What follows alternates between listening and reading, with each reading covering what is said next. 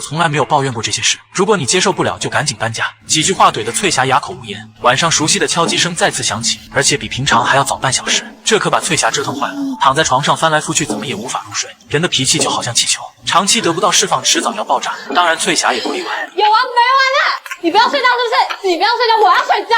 你不要上班，别要上班了。你这臭老头，多了不起啊！没想到自己骂了2分半，楼上的声音不仅在继续，甚至音量方面还有增大的迹象。忍无可忍的翠霞决定当面找房东聊聊，可敲了半天门也不见有人开，刚好房门也没上锁，这还等什么？先进去再骂你个老东西不迟。奇怪的是，任凭翠霞怎么呼喊，也不见房东露面。正疑惑时，一双大手突然将她拽倒在地，慌张的翠霞有点慌张，她定睛一看，发现房东表情痛苦，嘴里还往外吐着过期牛奶。原来他今天早敲了半小时，是因为身体不适，想让翠霞及时发现并呼叫救护车而已。但房东似乎找错了人，拐杖敲地面的声音，翠霞早就听够了，所以对于老人家的求救，翠霞的脸上